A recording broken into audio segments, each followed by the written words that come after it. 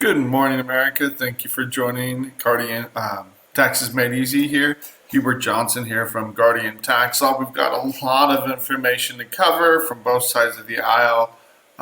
Yesterday we focused on Trump's announcements. He made some big announcements about tariffs, but also how to really focus on domestic manufacturing. So cutting the corporate rate for domestic companies that produce goods and service goods here in the United States. Now, last night, Kamala Harris, she went on, Joe Biden went on The View. Kamala Harris did a 40-minute interview or a 40-minute speech.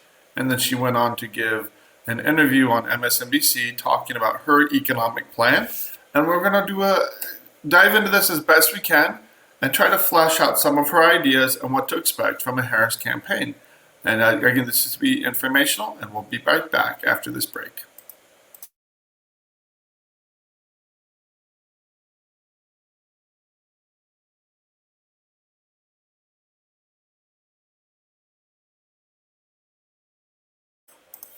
Welcome back, everybody. And we've got a lot of news to cover today, a lot of information, and we're going to do our best to send most of it, or roughly half of it, on Kamala Harris's economic plans. That some of them were laid out, or some new things, and kind of a lot of rehashing of the old. But we're going to lay it out, and again, there was some clarity provided last night in her comments. So jumping forward, some big news that came out yesterday had to do with Eric Adams, the mayor of New York. So this is pretty big. Thank you for the ad. This is from the New York Post, but it's all over the news. Hard not to see. I saw it came out yesterday. Eric Adams is the first sitting mayor to be arrested, and it's part of a federal probe. They did have someone back in the last 170 years. So they did have a mayor back in the 30s who resigned instead of getting arrested, but Eric Adams was the first one to be arrested while in office.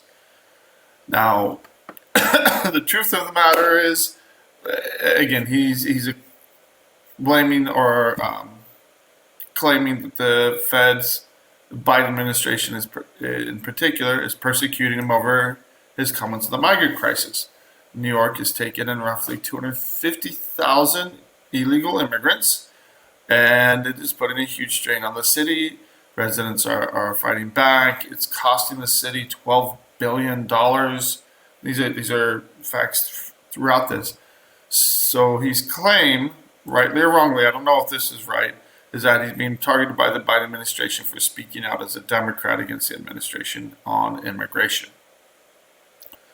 So what are these charges about? They're about foreign influences, foreign money coming in and being used to pay for his campaigns. Is that illegal? Absolutely. Taking foreign money, bribes, to run for office is very illegal. If I'm chuckling here, it's because this is exactly what the Biden administration has definitely been accused of doing ad nauseum through Hunter Biden, and as Joe Biden being the big man. And all that's kind of fallen out of the news now that Biden isn't running for re-election anymore. But it's a bit ironic. Now, if true, yeah, he should be held accountable. But they've already arrested, they've already forced his police commissioner to resign, and I believe it's his chief of staff to resign. And so it was just a matter of time before they came after him instead of resigning. Eric Adams is vowing to fight this. So we don't have the exact accusations, but he was indicted and arrested yesterday. So the allegations circle around the Turkish government falling money into his campaign in exchange for approval of the Turkish consulate in Manhattan, among many other things. So he's being charged as acting as an unregistered foreign agent. Sound familiar? It should, because this is exactly what Hunter Biden was accused of doing. And so he's repeatedly denied any wrongdoing. And these are the attorney generals in New York City, the federal attorney generals that are leading this. So it's if these charges are true, yeah, he should be indicted. Yes, he should be prosecuted. And but this is a horrible thing for the city of New York. We had to have a city mayor charged and fighting corruption charges while maintaining the office. So again, on one hand, I hope these aren't true. On the other hand, if they're true, yes, he should be charged and prosecuted. Again, in the New York Post again, this is another headline. He's indicted, says it's payback for complaining about Biden's migrant crisis. And so, yeah, same article. And he's trying to request an immediate trial so he can get the truth out and get this addressed sooner rather than later. And you have others within his organization that are also expected to be named in the indictment. And it gets more into the details of this. But there's going to be a lot of news about this. The police officers right outside the mayor's mansion in New York. And it's, again, another article headline from the New York Post. This is a while back. His chief fundraiser was raided over a kickback scheme involving the Turkish government. So this has been in the news for a while, and now it's kind of hit that point where the mayor himself has been arrested. Crazy times. Instead of running his country or running the city, he's one of the most important cities in the world. He's in jail. And I'm not expressing an opinion because I don't know. And I think too often people rush to say he's guilty, he's not. I don't know. What do I know? Next thing. This is scary. So we've seen a lot of conflict in the Middle East, things ramping up. Some of them have been a little bit more humorous than others. I'm sorry, but blowing up the pagers of Hezbollah. That's brilliant, in my opinion. Absolutely brilliant. You get to target almost every single foreign or fighter targeting and openly fighting against Israel. Now, to put this in perspective, Israel's going to get blamed for this like crazy if they invade Lebanon. Why are they planning on invading Lebanon now?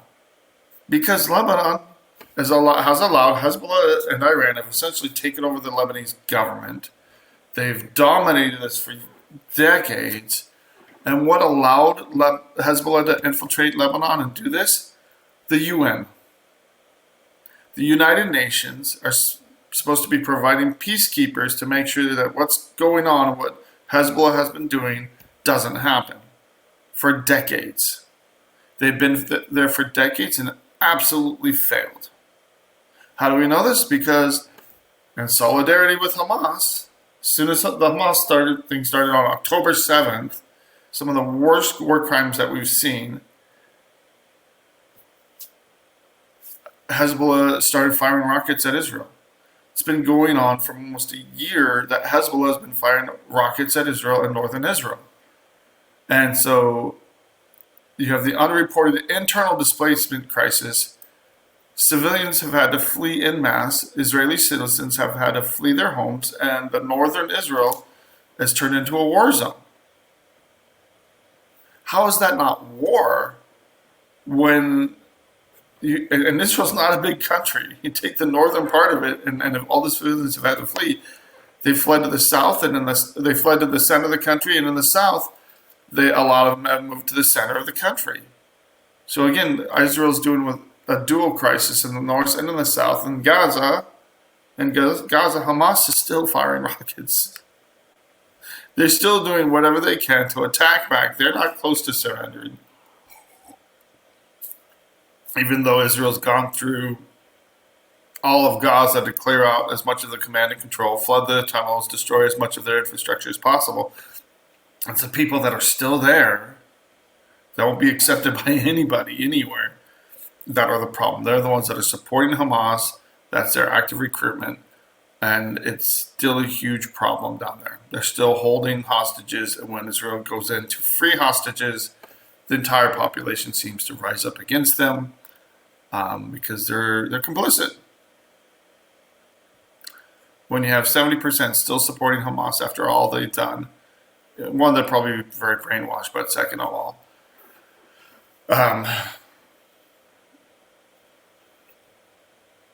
it's still a very radicalized population, which is why other Arab nations do not want them. They've done that before, and it caused massive problems in the countries that took in refugees that have been radicalized by extremist groups around Israel. So I'm probably spending a little bit more time on this article than I want to. It is so important, though, to be informed here. So in August, just this last month, they lost a massive airstrike against Hezbollah targets. Why? Because they're firing rockets at Tel Aviv, one of their major city centers. They have an airport there. And when Israel struck back, they said, oh, this is an act of war. It's like, you've been firing rockets for almost a year at our population centers, targeting civilians. And now they're responding. Now they're taking the front. Now they've eliminated most of their leadership for Hezbollah, and they're ripe to for an invasion to really clear them out and root them out by the ground. Is this a good development? No. This is an expansion of the war and the conflict in the Middle East, and this is just some of the things. These are people hiding out the house with air raids, not sure what's going to happen. Again, more rockets being fired to Tel Aviv. There's going to be a lot of news moving forward about this, and it's scary. It's a very bad development. We're not seeing more peace in the Middle East. We're seeing more fighting, more war, and as Hezbollah doubles down on supporting Hamas, they're almost begging Israel to invade. What choice do they have if they're constantly firing rockets at them and at their civilians? No other country in the world would tolerate that. It wouldn't happen anywhere else, only due to the UN and all the foreign influence to protect Hamas and terrorists. Does it happen in Israel? There's not another country in the world that would tolerate that. So Hollywood, quick article here. Corporate media experiencing huge layoffs. So again, it just goes through all the layoffs that's happened in corporate media. So 20% for the LA Times. Time Magazine laid off 15% of its workforce. And a lot of this is coming from AI. CNN did a 2.9% staff reduction across the board. Media Matters, it just goes on and on. Vice Media laid off everybody and ceased publishing. Warner Brothers merged with the Discovery Channel and is going through their own multiple rounds of layoffs. Again, closing down their New Zealand hub with over 300 jobs cut. Paramount Global, 3% reduction in global staff. In August, they laid off 15% of all U.S. staff and shuttered Paramount television studios. Disney Entertainment, again, more layoffs. And then Fox Entertainment also cut 30 positions in July. So it's going to be interesting to see what happens. There's a lot of changes. So streaming, artificial intelligence, and ongoing strikes are being blamed for this. So we're up against a break, and we'll be right back.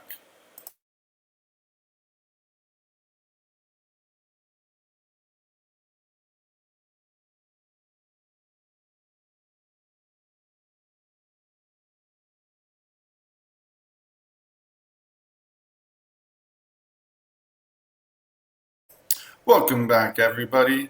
Got a lot to cover yet, and again, really have a lot of information to cover about Kamala Harris's economic plans as well. So one immediate change, and this is from CNBC, this is good news out there. Mortgage rates have dropped because the Fed cut rates by 0.5%. So a half a percent decrease, which was more than what most people expected. And as a result, home loans are surging 20%, home loan applications, and people are looking to refinance their homes. Average rate is all the way down to 6.13%. A week ago is at 6.43%. So people that got mortgages 7-8% are jumping on this to reduce their mortgage and refinance. Are rates going to continue to drop? Who knows? Hopefully. But again, it's not helping overall prices. So at the same time they go through this, you get these numbers that applications to refinance surged 20%. Demand was 175% higher than the same week 1 year ago. Well, because we just cut rates. So it is spurring a huge increase in mortgage refinance applications. But average loan sizes for both purchase and refinance applications were the highest in the survey's history at 413,100. So even though mortgage rates go down, that just makes more money available. Home prices will continue to climb. So again, if we get lower rates, people that are already in a home and just refinance their current mortgages, that's smart. And you should be looking to do that. But if it just creates more demand with the limited supply of housing that we have and drives the price up, it's not nearly as productive as we would want it to be. So that's the problem. We have cheap money, but we don't have better supply of housing. And so it's that's my concern. It's something to watch for. Again, if you are looking or you do have an older mortgage or a newer mortgage that's more than 6%, you might really want to be looking at and watching the rates as they drop, and hopefully you can lock in a better rate for the next 30 years. So this is interesting. I'm pretty sure everybody I've seen on my internet feeds, the ads popping up, Temu ads like crazy. They're all over the place. How am I going to do this? Why? Because Temu is directly connected to the Communist Party of China. So the CCP, that sounds terrible. The Communist Chinese Party. So it's something that's the House Intelligence Committee is raising concerns about this. And this isn't just a GOP effort. So the requested briefing from the FBI and Security Exchange Commission on the Chinese Party linked Temu and his parent company, PDD. So what's going on is that even though they're getting people to sign on, they're selling cheap things at cost or below cost. So they're sending, it's like the Walmart of the internet. They're selling things very cheaply. Well, let me and say what are they this, getting? It's not about the money. It's about your information, which is really scary. And so this is why it's being addressed. Is not new, and it is real. And so it's subject to the United States SEC purview to make sure that they're doing this legitimately. The Arkansas Attorney General is now suing them over this. So you have U.S. senators, House Select Committee, so Attorney Generals, as well as other alarms. In 23, Google suspended the PDD app, arguing that it exploited a zero-day vulnerability to take control of millions of end-user devices to steal personal data and install malicious apps.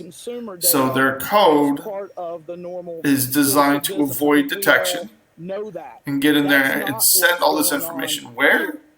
To the Chinese Communist Party. So again, TikTok is a huge problem, also controlled and manipulated by the Chinese Communist Party. but as a way And to get into now your Temu is doing the same phone, thing. your device, So and to collect again, your data, openly not just attacking, well, not traditional openly, but they're consumer using all data, kinds of tools but to gather using information on malware, the American spyware to have public, complete and it's just not the normal access transaction to your details. They're going into information. your phones, into And your one computers step when you further, purchase things through Temu, their code and is written in they're such trying a to steal all way kinds of personal to information. evade And where are most of the identity detection. theft, or a lot of the identity So theft we've got scams coming several from? violations here. China. We've got So to a have them violation of the steal Arkansas information from Personal you, Information that's Protection very Act, scary. and we have a violation of the Arkansas So Deceptive Trade Practices Act. All of this against the backdrop of who owns again, the LaHood, company, who's the governor who of operates Arkansas, the goes on and company, on. There's a video, which interesting are video here. Chinese Stays on topic for about the communist first half of it, and then officials, goes on former top Chinese communist of it. officials. So there's a lot to And unpack here. just be aware, that just goes be, not only are they a doing that, but they're still using traditional forced labor marketplace. from the Uyghur While labor I have camps you and here, concentration Mr. camps AG, in I want to get China's to this issue. ongoing Donald Trump is genocide asking against the Uyghurs. the So judge again, in his there's New a York lot of human criminal rights trial to abuses throw out the going guilty on in verdict China, after the ongoing Supreme human rights Court granted him abuses that are some presidential immunity. reminiscent of Do you Stalinist think those concentration charges camps should and be thrown Nazi out? concentration camps. So Well, I haven't seen that file. very but scary what I would stuff. say about the distinction that So the this is Supreme an interesting article I read. I ran across from the National Pulse, and worth a read. I haven't run into this before, but their argument here, and this is something discussed and debated by people smarter than me. I'll be the first to say that. I am not a tariff expert, but tariffs are a form of taxation, and again, that's one of the biggest objections to Trump, and this is something that Harris is raising day in and day out, that this is essentially an increase on tax on individuals. While true, it makes foreign goods less expensive or more expensive, it can also encourage, and we talked about consumption versus consumption taxes, so taxes on sales, taxes on purchasing goods, that encourage savings and encourage production versus income taxes that discourage production and discourage savings, make it harder for people to save money. So again, this idea of shifting the American economy or consumption, where we have consumption taxes, where we encourage savings, we have economic policies that encourage saving across the board in the country, could really help. The big concern here, and they bring up the Smoot,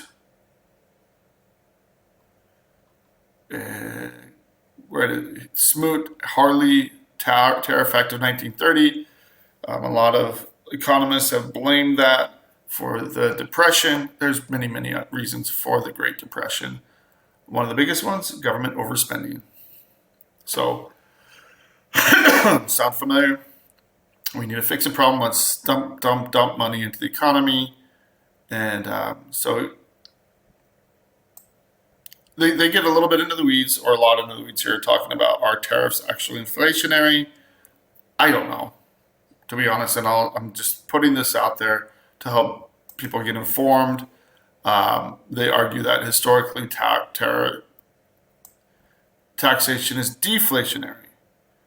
So because it removes dollars from the U.S. monetary supply or creates demand destruction. So you lower demand by taxing, making a product more expensive, then that suppresses demand for the good, which also has the effect of lowering the price of goods. And a classic example is cigarettes. Sometimes people still demand cigarettes, but there's plenty of times where high tariffs have been placed on certain goods, or taxes. Clearest example is the luxury yacht industry, which prior to the 70s flourished in the United States.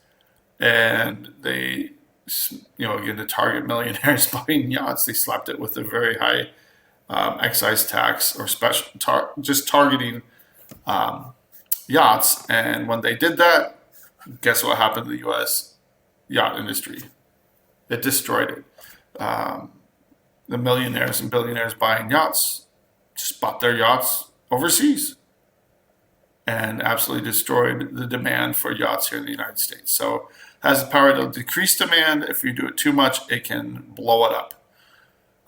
So again, one of the arguments here is that tariffs are needed when you're not on an even playing field. So currently, Japan, Mexico, and Germany already use tariff policies to tilt auto manufacturing in their favor with little assistance from the American government. So if you impose tariffs, higher tariffs on these, it would actually just level the playing field for U.S. manufacturers. And then China, which is again using every tool at their disposal for currency manipulation, for to undercut and dump things below costs on the American force. So again, it's just broad-based tariffs on Chinese goods ensure the only way to combat how radically the communist regime has tilted international trade in its favor. And this is bipartisan. The Biden administration is, just proposed banning all Chinese EVs and slapping China with much higher tariffs. So again, this is something that both candidates have talked about. So we're going to shift gears a little bit and now try to spend the rest of the time focusing on Kamala Harris's not only economic plans, but some of the details that are coming out. And a lot of them are just, she's affirmed that her plans either haven't changed or this is what she's planning on doing.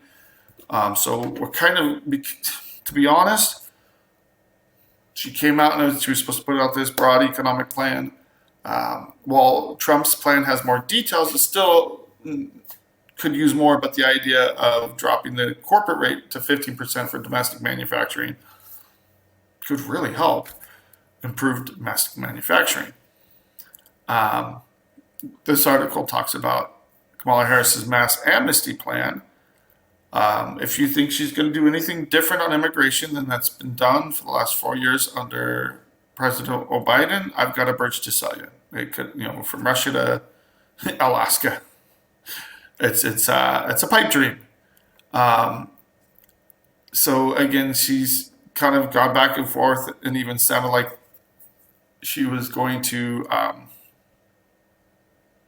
support the wall for a brief second there. If you look at what she campaigned on in 2019 and you look at what the Biden administration does and has done through first of its kind parole in place program to skirt the law, and Obama started it for the family members of people serving in the military and the armed forces, and people didn't fight against that too strongly because it's for members serving in the armed forces. But now under Obama, Joe Biden, that has been explained. In June of 24, President Biden announced his own parole in place program for the spouses of all U.S. citizens, regardless of whether or not they serve in the military or not. So he's trying to take that program, explode it, and again, Harris was asked, does she have plans to grant unilateral executive amnesty for Dreamers and others? And they just didn't answer. So if you look at what they've been doing under the Biden administration, there's no statutory basis for this.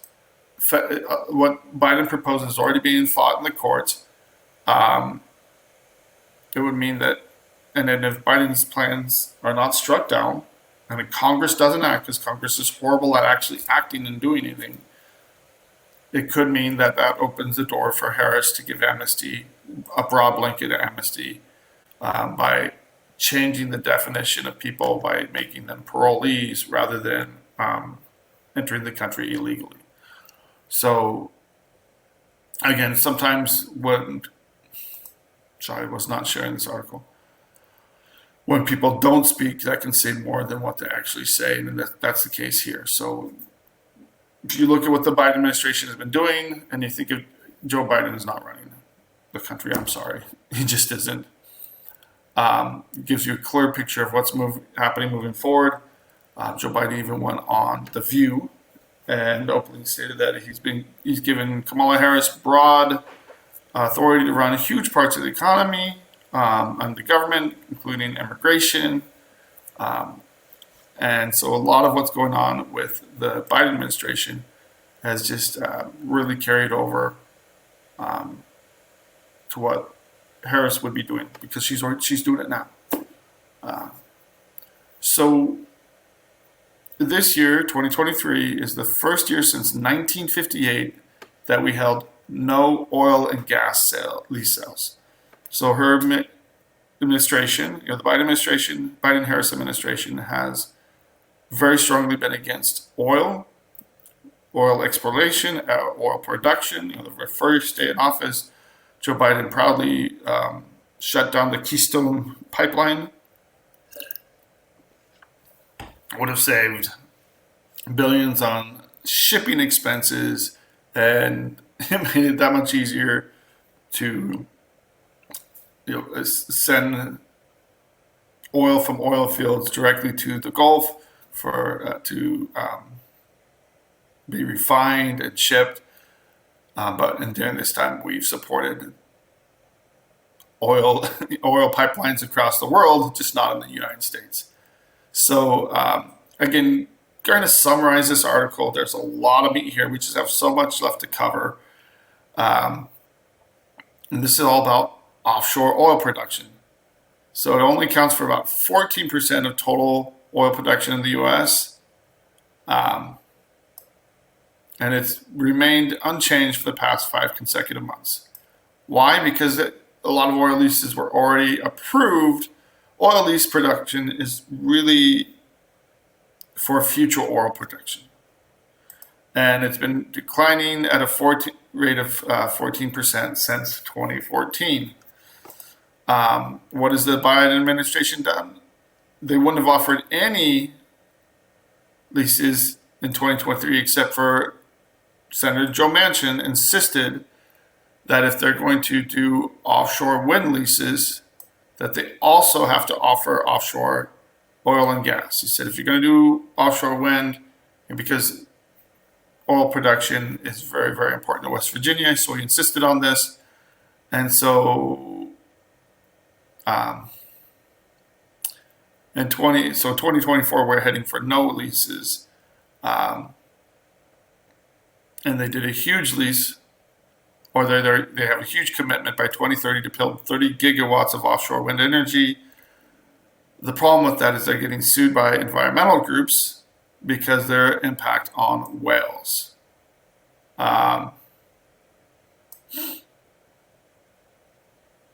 So again,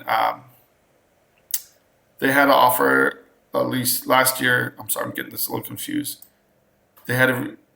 They wanted to reduce it by 6 million acres and impose restrictions due to environmental groups about the potential impacts of oil and gas development on rice whales.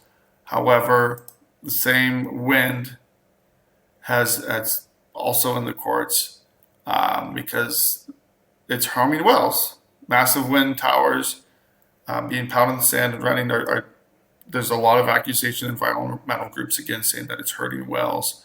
So I'm getting too much into the weeds, but when you really break it down, and this kind of breaks it down as far as the number of years moving forward, there's only 3 oil and gas lease sales scheduled for 25, 27, and 29, so skipping every other year. And we're overdue for a break, so we'll be right back.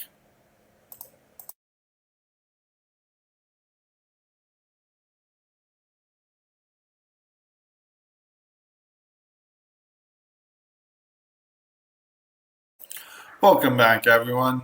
So I'm going to move on from this article, but the main point here is that these are the policies run by the Biden administration, for which Kamala Harris has been intimately involved in many of these, especially, and again, this might not be popular, but if anybody thinks Joe Biden is running the country, you're mistaken. So who's running the country? His advisors, Joe Biden maybe, but Kamala Harris has been intimately part of, and she claimed various times that she was the last person in the room on the Afghanistan withdrawal and other situations. So this is townhall.com. So again, claims it was a disastrous interview. Again, kind of one-sided, kind of. But I think it's important to note before we really jump into these issues, what's being said and done.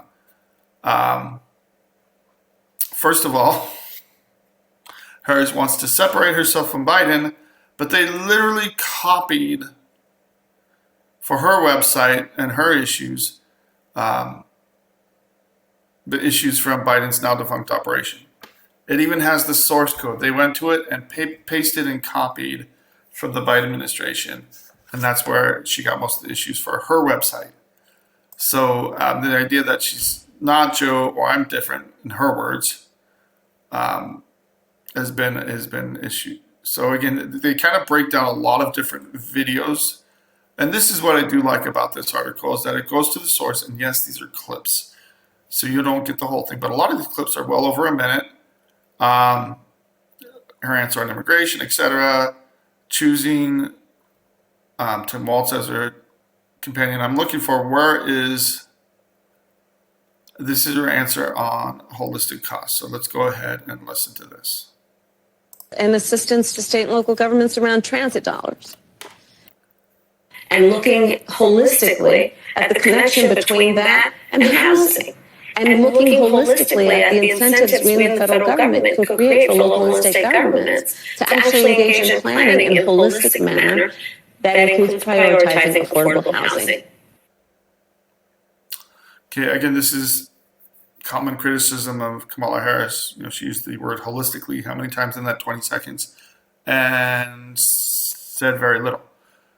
Using the federal government to look at housing and how we can best improve housing. Pretty much everything she's offering is throwing more money at the problem, which we saw today, making more money available through lower mortgage rates just drove the price even higher. So again, it's not a good solution to just throw money at issues. I'm going to skip over most of this because I do want to be fair. And here's a clip of her talking about tackling cost of living. Prices are still high. I agree with you. You said you want to take this on by going after those who engage in price gouging. But as somebody who supports free markets, who's a capitalist, how do you go after price gouging without implementing price controls? Because once we get in the zone, people start to get worried and they say, I don't know what she stands for. So just to be very frank, I am never going to apologize for going after companies and corporations that take advantage of the desperation of the American people. And as Attorney General, I saw this happen.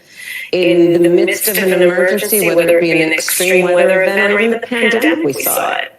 Where those few companies, not the majority, not most, but those few companies that would take advantage of the desperation of people and jack up prices. Yeah, I'm going to go after them. Yes, I'm going to go after them.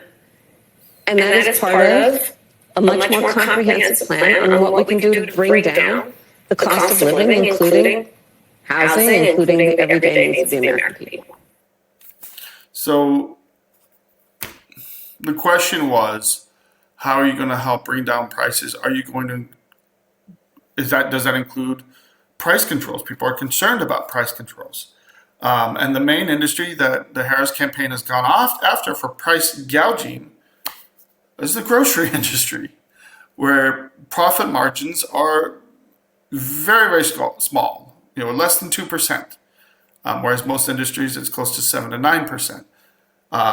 So it's typically around 1.3, 1.4, depending on the industry and where you are, or what company you're talking about, where you are. But again, they struggle with very, very small profit margins. That's just, they deal with high volume. They sell a lot of food, but they make very little off of most of their sales. So again, that's just how groceries have always worked. And going after price gouging with price controls is anything but a free market idea. So how would she go after? And she mentions it's part of a comprehensive plan to reduce costs. That's what we're asking for. We want to know, what is this comprehensive plan? So moving on, I want to jump to some more favorable articles. I want to do my best to provide Harris a fair shake here. So far, they're going to continue to go after oil and gas, make it harder and harder to produce oil and gas. So expect gas prices to continue to climb as they have over the last 4 years. Expect more mass illegal immigration. Expect price controls. But here she talks about tax breaks, investments from U.S. manufacturers. Sounds great, right? And I don't mean that sarcastically. So she went to the Economic Club of Pittsburgh yesterday, and she spoke to them, and she talked about giving tax credits to U.S. manufacturers for retooling or improving factories and rebuilding existing factories and expanding good union jobs. Why only union jobs?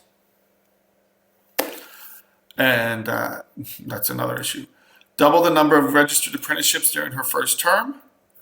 So promised new investments in industries like biomanufacturing, aerospace, AI, and clean energy. Okay, they're already dumping billions upon billions of dollars in clean energy. How is this going to be different? And this is VOA. This is by Reuters, a very favorable news source for her. And then she went into her middle class upbringing. But I think this is where she talked about the divide between the rich and the poor. Claims that she believes in free and fair markets, but at the same time is proposing price controls. So, I mean, it jumps to Trump, but that's really all there is in this article. Where are the details? There's some details that we're pulling out and sussing out from different things. So we're going to jump to another favorable article and try to get some more of those details. And so these are 5 takeaways from her interview with Stephanie Roll, which was the MSNBC interview. So again, she was feeling questions are in our economic agenda. That was the focus. Trump came out with a lot more details on his plan. And we're seeing that coalesce. Whether or not you think it's going to work or not can be debated. But at least he's putting something out there that can be debated. I'm not sure if I agree with everything that Trump is proposing. Fingers crossed, hopefully it works. We'll see. But at the same time, we're getting very little detail from the Harris campaign. So again, this is MSNBC interview was a friendly forum, and where she laid out her framework for the manufacturing agenda for the overall economy. So again, this is very pricey. More and more money being thrown at a situation.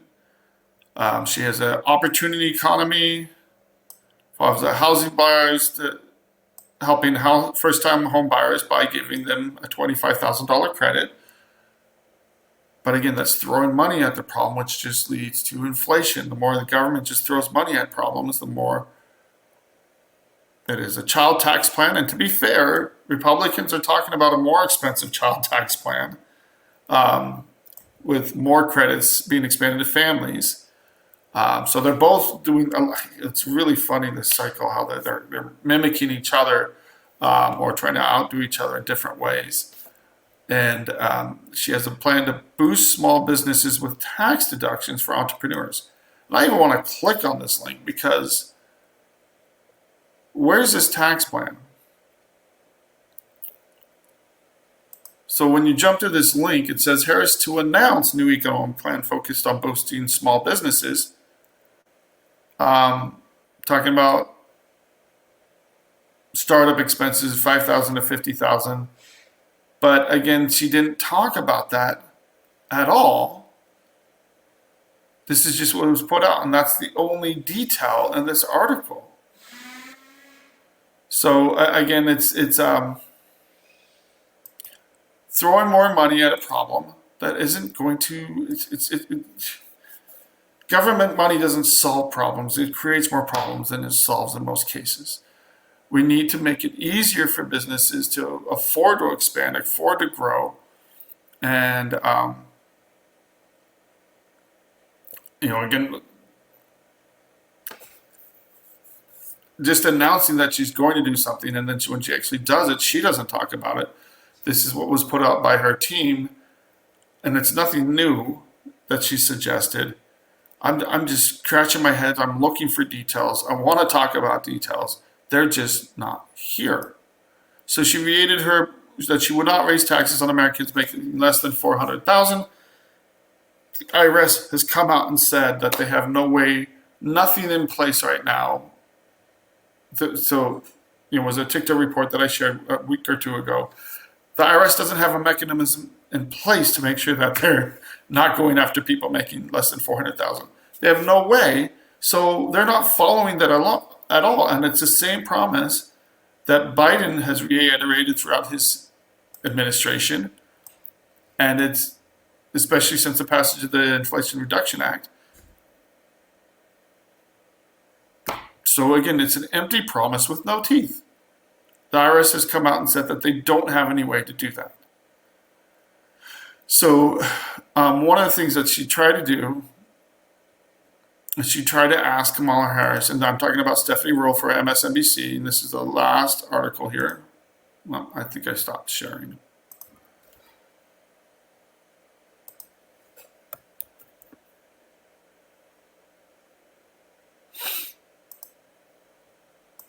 So this is the 5 takeaways. She lays out a pricey agenda. It's talked about picking Tim Walz as a VP candidate was a gut decision. Again, where's the details? She went after Trump on tariffs, which again a lot of economists have been doing, or the MSM, mainstream media. Harris defended her opposition to U.S. steel sale, but so has Trump. So is Biden. Everybody is opposed to U.S. steel being bought out by Nippon Steel, which is a Japanese country. They want it to be owned for national security issues here in the United States. However, the company U.S. Steel is struggling in a huge way, and the union is claiming that if they don't get a deal, they might have to shut down. So again, it was the interview that went deeper than anything else into her proposed economic policies. However, when pressed on how she would plan to pay for those,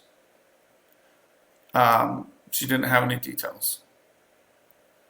So again, it's what we have to do is reduce red tape and speed up what we need to do around building.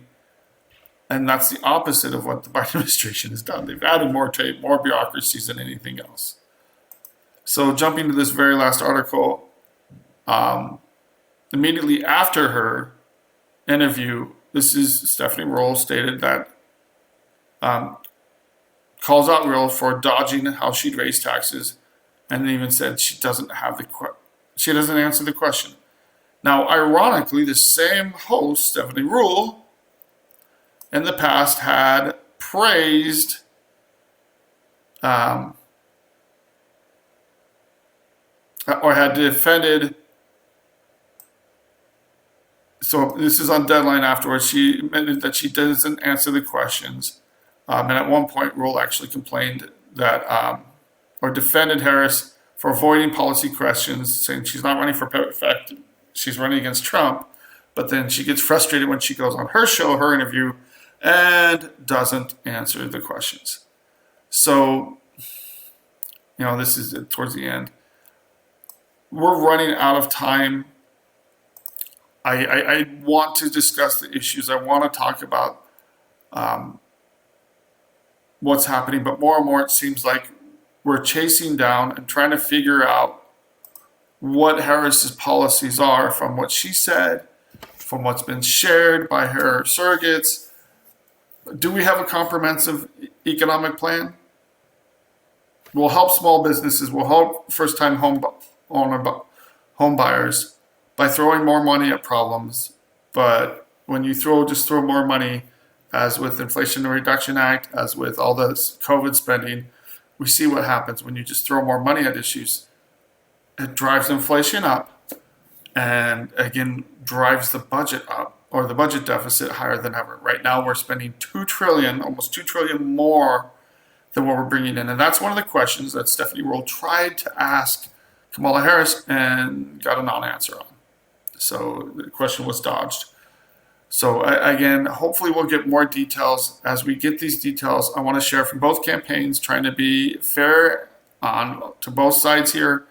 But as we discuss these issues, we can make these tax issues that are affecting us during this election period clearer and easier. And that's our whole goal, is to make understanding taxes easy, not only on the macro level, for the national stage, but also for individuals and for you personally, for your economics. If you have any questions, give us a call at 520-485-7371 or find us and these shows on guardiantaxlaw.com.